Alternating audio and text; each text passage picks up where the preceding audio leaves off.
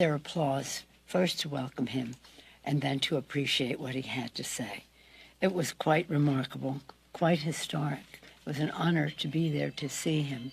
But the purpose of the visit was tragic and heartbreaking. Later that morning, I had a meeting with the G7 heads of parliament. It was presided over by Germany, which heads up the G7 at this time. And because in the process, Joe Biden already said that he scored an early political point this month in his fight with Republicans over taxes, spending, and raising the Fed debt limit. He confirmed with Republican leaders that they would not seek cuts to Social Security and Medicare. In the process, Biden has already effectively steered the debate around fiscal responsibility, away from too cherished safety net programs for the seniors, just as those plans are poised for a decade of rapid spending growth. New forecasts from the nonpartisan CBO, the Congressional Budget Office, released this week, showed that Medicare, Social Security spending growth rapidly outpaced the growth in Fed taxes over the next 10 years. Now, this is the product of a wave of baby boomers reaching retirement age and beginning to tap the programs, which provide guaranteed income and health insurance from the time benefits that they claim. Now, in refusing to touch these so-called entitlement programs, Biden was appealing to seniors, along with the future generations, the future retirees, and the people.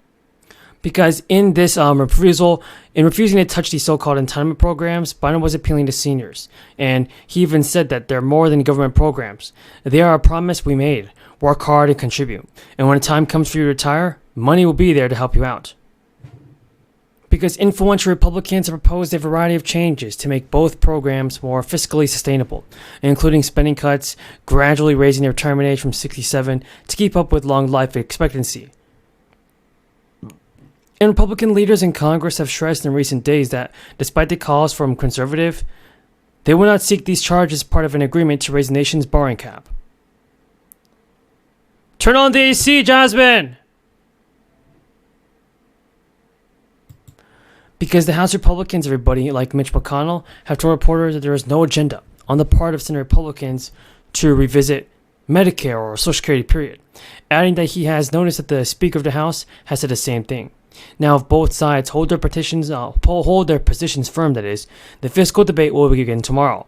And now Biden plans to address the deficit in future events, in which he will criticize the Republican proposals that he says add a lot of debt to the nation, a lot of debt that people just can't handle, a lot of debt that people shouldn't be handling.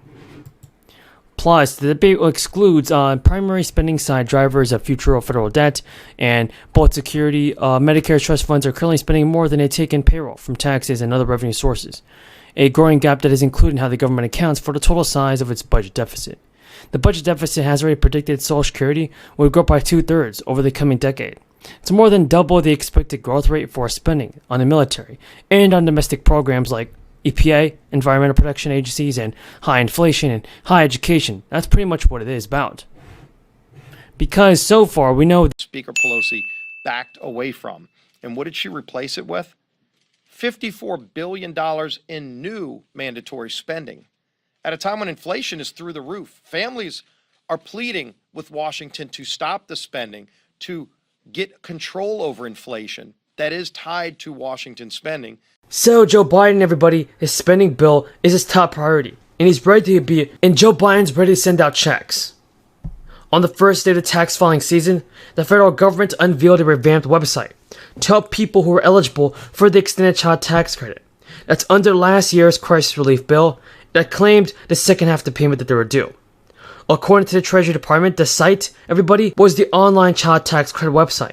And folks, this showed taxpayers his filing options. It also included eligibility information and the instructions on how to obtain the credit. Folks, this is very useful information for those of you that received an expanded monthly CTC payment last year.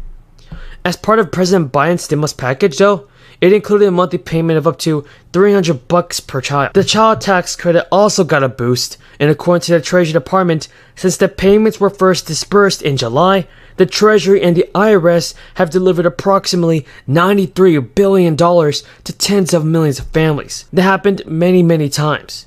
For the tax year of 2022, the CTC payment refers to $2,000 per qualifying child per year. In addition, this year, the age of eligibility is extended to age 17.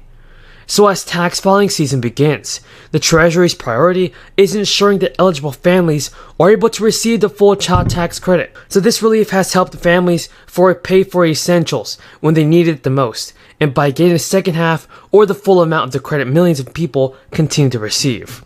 So the good news is that more stimulus money for families will likely be added to President Biden's spending bill. A group of Senate Democrats are still urging President Biden to get a beefed-up child tax credit included as part of any agreement on a sweeping climate and spending bill. Democratic Senators Michael Bennet, Sherrod Brown, Cory Booker, and Raphael Warnock all wrote the letters to President Biden and Kamala Harris to send out more stimulus payments. They said that it's needed to extend this critical investment in American families and children as part of the Build Back Better package.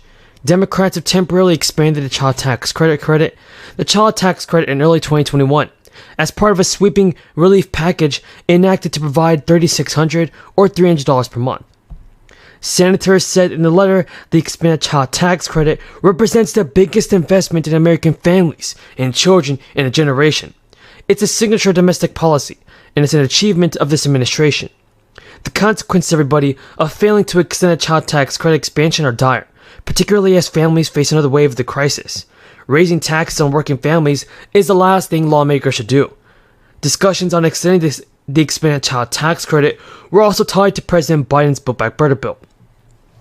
And that bill hit a pause in the Senate after Joe Manchin during an interview last year said that he didn't want to support the bill.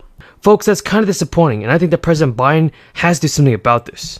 If you guys agree, tell me in the comments below. At pharmacies and grocery stores across the country. Last year, following historic investments in our nation's infrastructure and in our families and communities, our economy grew faster than it has in nearly 4 decades, and unemployment dropped back below 4%. Thanks to support for schools to get tests and masks and improve ventilation. Hello, hello, hello.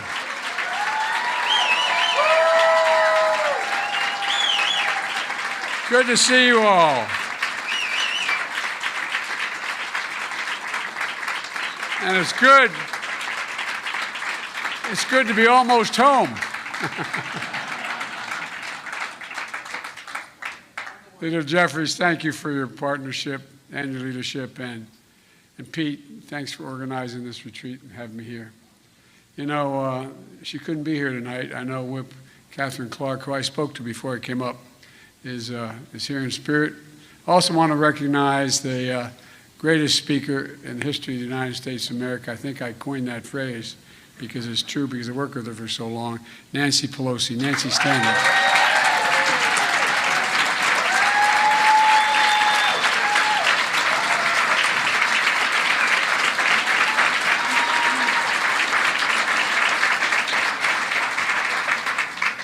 All the years I was a senator, which were 270, all those years I was a senator, every time I needed something done on the East Coast, I called Nancy. She's out in San Francisco. But Nancy has incredible, incredible power here in the East, particularly in Maryland, particularly in Baltimore. And